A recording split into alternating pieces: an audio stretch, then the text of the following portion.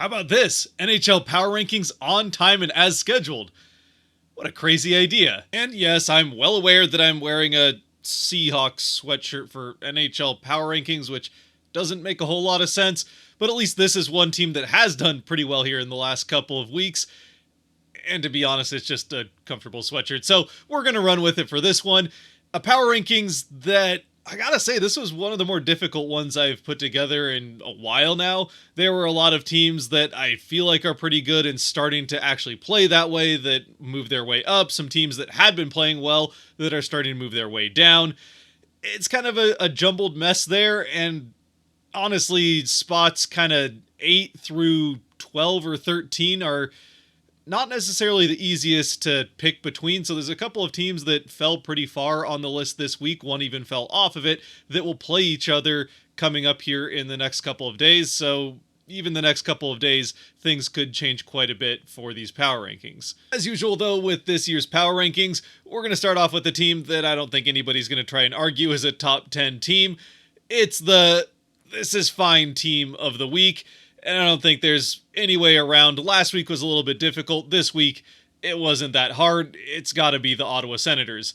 5 straight losses now, only one of them in overtime. And while, sure, they have mostly been to good teams, or at least teams playing well when Ottawa runs into them, this is a Senators team that is quickly slipping farther and farther away from a potential playoff spot in a year where, well, it's not the first year. There's been some expectations, and the more years go by where those expectations aren't met, the more and more impatient things get in Ottawa. As for what the solution is for the Senators, well, at least as far as the short term is concerned, it doesn't seem like there's a quick fix. In their last 4 games, they have not scored 4 goals in a single one of them, and all 4 of those games required at least 4 goals to get the win. So they're going to need things to change in multiple different places to get this thing turned around. On the flip side of things, though, and staying north of the border, a team where things have been going pretty well for them, and in a year where there wasn't that many expectations coming in, the Calgary Flames. Honestly, I think this is one of the teams where there's a decent argument for them being in this top 10.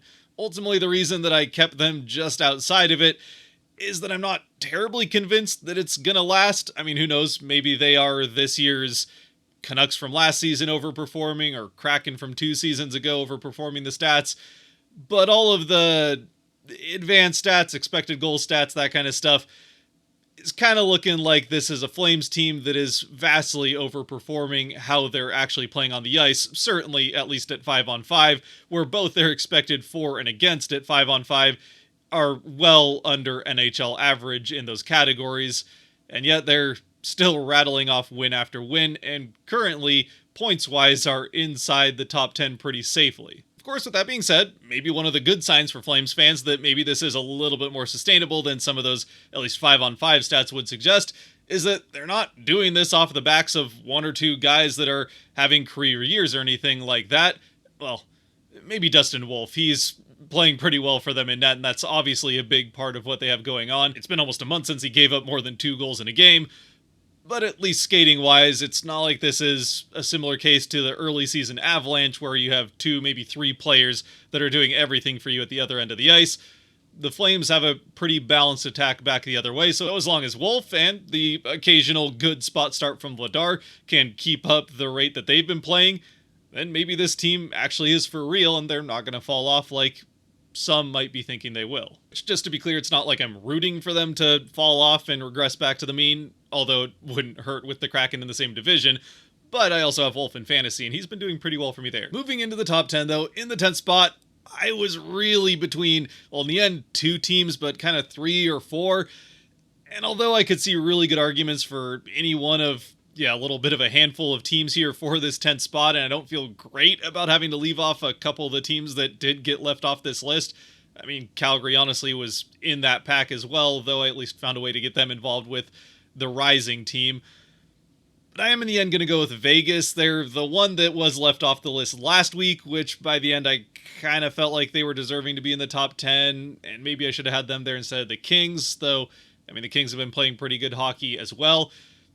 So there's some teams that didn't make it, but Vegas is in this 10th spot for now. It's a team that has been up and down this season so far, hot and cold, though currently they're playing pretty well, still sitting at the top of the Pacific Division, even if by only a point over the Flames. Still, it's a Golden Knights team that's scoring pretty well, fourth in the NHL in goals for per game, and while defensively things could be a little bit better, or certainly more consistent, as they're right around the middle of the pack as far as goals against per game, they're finding ways to pick up those points where it matters, and it seems like in a more quiet fashion than usual, locking down one of those top spots in the Pacific, even if maybe the Pacific is a little bit more middling so far to this point in the season. Now, of course, at the same time, while I have Vegas barely making it into the top 10, there might be those that argue that with them being the top team in the Pacific, regardless of the strength of the division, and still 5th or 6th overall in the standings, that they should be higher in this top 10. Well, the reason that they're not is that consistency. They've been going back and forth with 2 wins, 2 losses, 2 wins, 2 losses, which is already not particularly inspiring when it comes to trying to find ways to get a team higher up into a top 10 overall in the league by itself. But then when you also look at where those wins and losses have been coming against, it paints a picture of a Vegas team that has kind of been getting away with a schedule that's been up and down in its own right. As the last time that they beat a team that is currently 500 or better was almost a month ago now, way back on the 6th of November against the Edmonton Oilers. Since then, they've only been able to beat teams that are now 500 or worse, and have lost to all the teams that are 500 or better, including the Kraken, who started that trend in their very next game after that win over the Oilers. How long that trend will continue, we'll have to wait and see, and we'll find out this week, potentially, with them starting the week against one of the teams that they then would be able to beat in the Philadelphia Flyers, just one game under 500, so if they lose that game, actually, it could go either way. They lose it, the Flyers are at NHL 500, so they've lost to a currently 500 team, and if they win it, then, well, the Flyers stay below 500. But then right after that, they get Colorado and Winnipeg, both games that, well, the way things are going, it seems like they might lose. Speaking of which, in the 9th spot, I have those Colorado Avalanche, a team that, again, had a bit of a rough start to the season, but has really been starting to slowly ramp things up here through November. Now they are one of the hottest teams in the NHL, winners of 6 of their last 7, and unlike the Golden Knights, those have been coming against some pretty good teams. They started off their current 3-game winning streak against a Flyers team that, well, still not at NHL 500, was playing very well at the time, and then followed it up with back-to-back impressive wins over teams that were in the top 10 last week, over the Capitals and the Panthers. Now, sure, we have already kind of seen this once from the Avalanche already this season, where they had that bad start, then they rattled off a few wins in a row, we all thought they were back, and then they lost 4 out of 5, and now they've gotten things turned around again, so who knows if it'll maintain itself this time around. I kind of feel like the chances are good that it at least will for a while. There's going to be another losing streak at some point this season, as there is with every team that's, part of an 82-game season. You're going to have good stretches and bad stretches, but the Avalanche seem to be firing a little bit more on all cylinders. Yeah, their overall season stats, especially defensively, don't look fantastic. They're still near the bottom of the league when it comes to goals against per game, but they're near the top in goals for per game, and now that they're starting to get healthier, or at the very least having the availability of everybody on their roster, it's a team that's starting to get all the pieces back and not quite as reliant on just the two-headed monster of Rantanen and McKinnon, with Makar picking things up on the defensive end, and now Drouin has a pretty good week. So yeah, it seems like the Avalanche are starting to balance things out, even the ship, and while the bottom 6 is still a work in progress depth-wise, as long as this team can stay healthy, I don't think they're going anywhere anytime soon. Plus, as far as the advanced 5-on-5 stats are concerned, well, they paint a picture that as long as the Avalanche don't have their goaltending regress to being maybe the worst in the NHL, then they should get those defensive issues righted before too long as well. Actually, they kind of have over the last few games. They have been getting some pretty good goaltending and still playing good defense in their end of the ice over this stretch of winning that they've had in the last couple weeks. Moving on to the 8th spot, I have a team headed kind of in the other direction right now that I think this is probably the lowest they get in the top 10 for some time unless things really fall apart. Honestly, the only reason they fell as far as they did this week is that there were some teams just below them that had fantastic weeks, and it's still early enough in the season where big changes are more likely to happen. Not to waste any more time, I have the New York Rangers here in this spot. They did get off to a good start on their West Coast road swing, or one of their couple of West Coast road swings for the season, with wins in Vancouver and Seattle. But Alberta was not quite as kind to them, and even Jonathan Quick gave up a whole bunch of goals in Edmonton, so would have been nice if he could have played like that against the Kraken. But either way, it is what it is. Alberta, not particularly kind for them. The good news is that they get to head back home now for at least part of this Thanksgiving. Well, there's no break, but the time around Thanksgiving, this next week, they get the Blues, then a good Carolina team, so a chance to maybe work their way back up the list a bit against Carolina, and then another winnable game against Philadelphia. So for the Rangers, nothing to panic about. The drop really was just a combination of factors, with them slowing down a bit as far as the wins that they had been rattling off, and a couple of other teams playing pretty well moving up the list. But while I don't necessarily think there's anything for Rangers fans to worry about if they're concerned about staying in this top 10, the team I have in the 7th spot, I don't know if the same can be said about them. For the Florida Panthers, it has been a rough couple of weeks. They had the one big win over Winnipeg at the end of last week, which had me placing them, well, still in the top 5 of these power rankings. But the bottom kind of fell out, and now they've lost 5 of their last 6 games, including the next game against Winnipeg 6-3, and sure, 2 of those were empty netters. But still, it seems like the wheels have come off a bit in Florida, and while I'm not concerned about this team overall as far as how their season is going to finish or anything like that, they'll still be one of the best teams in that division. They still have a very good chance to win that division. But right now, things are not going very well, and if they keep going like this, they will find their way outside of the top 10 as early as next week. Honestly, I even considered having them outside the top 10 this week, but in the end, because this is a team I do believe is one of the best in the NHL, and that this is just one of the rougher patches they'll probably have this season, I've kept them there for now. But with the Monday game against the Capitals, whoever wins that game probably stays in the top 10, or for the Capitals gets back into it. And the loser, well, unless Florida can turn things around, they will not be in the top 10 next week. I suppose if there was one thing to maybe be concerned about long-term for the Panthers as the season goes along, it might be the potential overuse of Bobrovsky, who obviously was fantastic in getting them that Stanley Cup victory last year, but he's definitely not getting any younger at 36, and it has to be at least a little bit eyebrow-raising that he has given up now 10 goals in his last 2 starts. Sure, they were against good teams in Winnipeg and Colorado, but yeah, it's still not something you want to see from the guy that you're playing in 3/4 of your games so far this season. Of course, Spencer Knight played pretty well in his one start between those, but they still managed to lose 3-1 to the Blackhawks, so maybe the goaltending isn't all of the problems right now. Moving on to the 6th spot, though, let's get back to a team that actually has been playing pretty well here of late. After all, this is the top 10, the best teams in the NHL, which obviously, I don't base entirely off what have you done for me lately, otherwise the Panthers would be towards the bottom of the overall 32. There is some weight put into, well, certainly the overall performance over the course of the season, and how I think the team is going to perform as things go on, at least early on in the season anyway. There's a little bit of balance there of how good I think the roster is, and not necessarily health, that can come and go. But anyway, for the Dallas Stars, they are another one of the teams that, coming into the season, I expected to be one of the best in the league. And for a lot of the season, they played that way, had a little bit of a rough patch, and now seem to be getting things going back in the direction that you would expect from a team as good as the Stars. And having been winners of 5 of their last 6, and in those 5 wins giving up 2 or fewer goals, this is a Stars team that is playing well defensively, and also starting to really get some goals back the other way, having scored 9 times in their last 2 games. And sure, it hasn't always been against the most difficult opponents, and the Stars would be higher on this list if they hadn't started their week off with a 4-2 loss against the Anaheim Ducks, but it's hard to complain too much with how things are going for the Stars.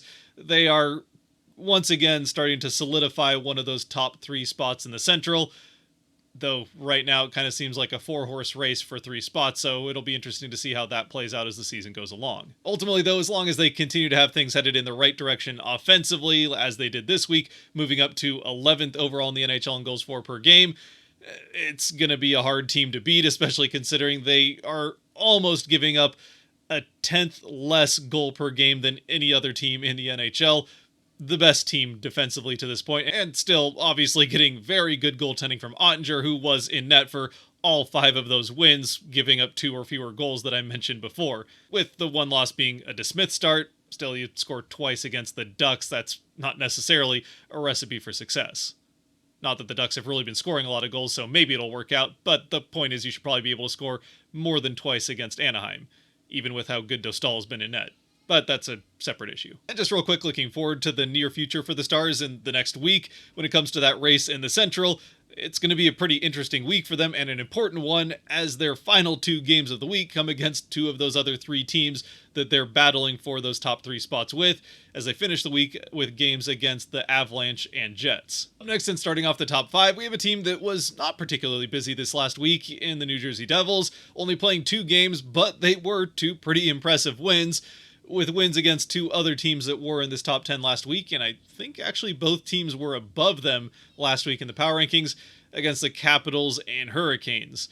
Now the Capitals have found their way off this list, and I've already kind of talked about that a bit, but for the Hurricanes, that is still, to me, one of the best teams in the NHL, and for the Devils, while they have spent most of the season at the top of the standings because of a strong start to the season and having just played more games than anybody else for a long time, now teams are starting to catch up in the games played, and the Devils, thanks to starting to get back to winning a lot more than they're losing, are still right there among the teams at the top of the standings. Obviously, the standings aren't everything. I mean, they are when it comes to making the playoffs, but when it comes to determining what teams are playing the best hockey at any given time, the standings don't always tell you the whole picture. After all, it would be kind of pointless to do power rankings and then just tell you the top 10 teams in the standings. But even going back to last week, as I mentioned, the Devils have not only gotten impressive wins over the 2 teams they played since then, they also had those back-to-back wins over the Panthers, who have started to slip down the list as we already covered, but that slip all started with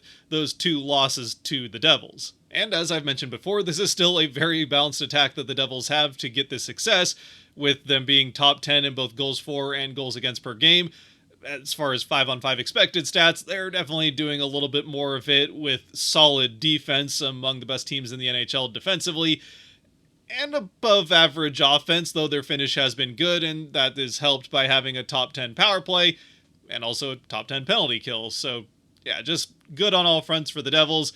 They're also not necessarily getting otherworldly goaltending that's skewing the stats or getting some crazy shooting percentage at the other end of the ice.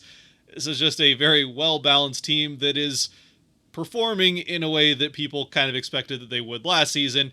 It's just showing up a season later. As we keep things moving here, because all the battery's about to die and my other battery already died, so I gotta get this finished before I don't have a chance to record anymore, and we still have a few more teams to get to. In the 4th spot, I have the Toronto Maple Leafs, another one of the hottest teams in the NHL currently, having won 7 of their last 8 games, and another team with some pretty impressive wins in there, beating Edmonton, the Capitals, the Golden Knights, so definitely some teams that have been playing well at points in this season. Edmonton starting to heat things up after another rocky start to their year, not quite as bad as last season, but it's still the Oilers. They're not going to be an easy team to beat.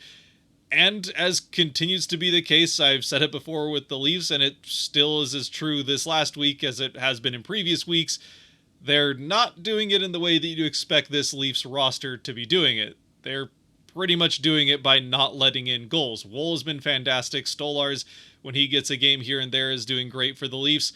Offensively, I don't know if you necessarily feel like you need to be concerned, considering they're still winning games, but when Nylander and Marner are the only 2 players over the course of the week that had a week at all somewhat worth writing home about, both of them with 2 goals and 2 assists in 2 games, and beyond that, Tavares is the only one with 3 points with 3 assists. Yeah, there's something that they might need to figure out offensively. The power play looked like it was getting things turned around, and now maybe it's just a middling power play, which with the top 6 talent they have is a little bit weird. But at the same time, I kind of feel like with the offensive talent that they do have, it seems like sooner or later it's going to get itself figured out. Matthews will start scoring like crazy. Marner will start getting even more assists, though actually Marner's not really been the problem at all. But the offense is going to get itself figured out, and at the very least, the Leafs have proven that they can win in multiple ways. Yeah, I mean, I don't know, I guess if I was a Leaf fan, if I had to pick one or the other, I'd kind of rather see the team play better defensively and in net than just the same old, hoping you outscore your problems. It has finally shown that they can win that way on a consistent basis, and like I said, eventually the scoring will come. Hopefully then you can just continue to find that defense and goaltending when the postseason rolls around for once. Moving on though into the top three, in the third spot I have the Minnesota Wild, who day by day, game by game, continue to make that win the Kraken had against them early on in the season look better and better. It's a Wild team that, aside from being very good and having one of the best records in the NHL, well, when it comes to their expected for and against stats, the advanced 5-on-5 stats, they are everything that we knew about the Wild for years and years. They are the picture of dull NHL hockey. Other than the Kings, they're the best 5-on-5 team defensively, and they're one of the worst offensively. Now, fortunately, thanks to Kaprizov and Boldy also looking pretty good, they're able to get a little bit more finishing to make up for some of the expected goals. So offensively, they're still actually one of the top 10 teams in the NHL when it comes to goals for per game. Though defensively, they're every bit of the suffocating team that the expected stats might suggest. They are in that second spot right behind the Stars in goals against per game. And yeah, they did lose the one game they had to play without Kaprizov due to an injury, though that was against a, well, at least right now, pretty good Flames team, so I think it's an excusable loss, especially considering they lost it in the shootout, which is basically then just a tie with a skills competition at the end where you're missing your most skilled offensive player. So I think a forgivable loss there, still picking up 1 point in the standings, and that kind of has been how the Wild have done it so far this season, with only 3 regulation losses, 13 wins, and then the 4 loser points, though at least 2 of those have come in shootouts so far. Now, for as much as things are going well for the Wild, and I do feel they've earned their spot here near the top of the top 10, I wouldn't have them here if I didn't. There are a couple of things to at least look at going forward. One, their special teams are not great. The power play is middling, and the penalty kill, surprisingly, even with how few goals they allow in, is one of the worst penalty kills in the NHL. And then there's the strength of schedule that they've had so far. Like 13, 3, and 4, you can only play the schedule that you're given, and that is a pretty good way to start out your season. But among those, they've only beaten 3 teams that are currently sitting in a playoff spot, and one of those is the Oilers, which will probably end up moving up farther, but they're barely in a playoff spot. And then you've got a win over Florida early in the season, and a win over Toronto before they really got things rolling. So we'll see how much this sustains itself as they start to play some more difficult opponents, which might take a couple of weeks. The schedule still isn't that difficult for them coming up, aside from a very interesting game coming up here on Monday against Winnipeg. But yeah, at least for now, hard to complain too much with the Wild. Things are going pretty well, and although you might like to see a little bit more offense, at least as far as offensive danger, even though they're still scoring, you can't complain too much. And then as far as the top 2 teams are concerned, was it a great week for either of the top 2 teams? No, it really wasn't, especially the team in second, though it was a much worse week for a lot of the teams that were right behind them. And now the teams that are behind them had to do a lot of catching up. So even though these 2 teams didn't necessarily have top 2 type of weeks, they're still here because they had a bit of a gap over the rest of the pack, and all the teams that have had a chance to catch them certainly didn't. So we'll start in the second spot with, once again, the Carolina Hurricanes, a team that started the week off with a fairly decisive win over the Flyers, though that's, not necessarily the most difficult win to come across. The Flyers have been playing well. Now it seems like they're back to where they were before I gave them the spot as the up-and-coming team. But yeah, then you finish out the week with losses to, well, I suppose the loss to the Devils isn't that big of a deal. The Devils, again, are on the list fairly high up for a reason. That's a team that seems like they could be here to stay in the top 10 for a long time this season. But then you finish out your week with a loss to the Blue Jackets. And the Blue Jackets aren't nearly as bad as I think most people are expecting them to be, given the offseason that they had in a variety of different ways. But it's still a team that you really should be able to beat, especially when you're one of the best teams in the NHL. And yeah, you still got a point out of it. It's it just wasn't the finish to a week or the 3-game road trip that the Hurricanes might have wanted. So again, all in all, in spite of a great week from Aho, it really wasn't a very good week for Carolina, and not a week that usually would keep a team in the second spot. Just the teams that were in third and fourth fell off the face of the earth, and they obviously weren't going to catch the Jets given the week that they had. Now, with all that having been said about the non-ideal nature of how they played this last week, this week coming up gives them a pretty good chance to re-solidify themselves as the second best team in the NHL, or at least the second team in my power rankings, and maybe even gives them a good road to the top spot in the power rankings, depending on how things go for the Jets. As these next 4 games that they have before next week's power rankings are gonna be pretty tough. It's certainly one of the more difficult weeks that I've seen so far as strength of schedule for a team to this point, as they'll start the week against the Dallas Stars, then get the Rangers, and then back-to-back games against the Florida Panthers. And again, as we already know, things aren't necessarily headed in the right direction for the Panthers. In fact, they are headed significantly in the wrong direction for them, but that's still a very good team that could definitely get things turned around, and even if they don't, those will not be easy wins. So if Carolina comes out of this week with 3 or 4 wins in those 4 games, yeah, they're not going to go anywhere from that second spot and could even move up. Though if they are going to move up, they, even with 4 wins on the week, would still need some help from the Jets, who have a pretty difficult schedule in their own right, as they start off against that Wild team we just talked about, then get the Kings, the Golden Knights, and finish up with the Stars. So a 4-game pretty difficult schedule of their own.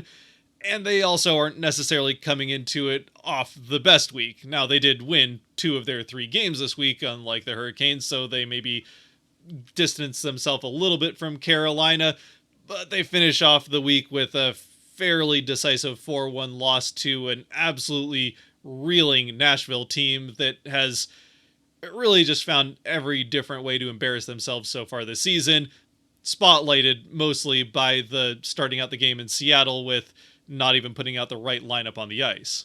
Though, who knows, maybe that incredibly embarrassing night for Nashville in Seattle with the, unexcusable start to the game and then getting shut out was the rock bottom that they needed to finally get things turned around and perform to the level that that roster is capable of, especially with the way Saros is playing in net. I mean, this is about the Jets, but it doesn't really matter what Nashville does the rest of the season. That is... it's definitely a loss that looks pretty bad considering the trajectory of those 2 teams to start out this year so far. For the Jets, it's nothing really that much to worry about, but it opens the door to maybe some teams catching them if things continue to spiral over this next week. After all, in spite of being, I would say, still pretty inarguably the best team in the NHL, the Jets have lost 3 of their last 5 games. So I suppose in that way, if you do just focus on what has a team done for you lately the last 2 weeks, the Jets might not even be a top 10 team. But that's a ridiculous way to look at things. This is still the best team in the NHL to me right now, and they'll need to continue to fall off a little bit to prove otherwise. With that though, before my battery dies for a 3rd time over the course of filming this video, let's get things closed out. Let me know what you think in the comment section below of this top 10. Again, there's a couple, 3 teams that I think have been playing well enough to maybe be inside the top 10. Unfortunately, there's just kind of 13 teams that are probably worthy of a top 10 spot and only 10 spots to fill. So yeah, there's a couple of teams that have been playing well that had to be left off. Let me know what you think, which teams that I didn't have in the top 10 you would have in, which teams you would take out, and how you might mix things up. And until next time, stay safe out there, be good to each other, God bless, and go Seahawks. And Kraken.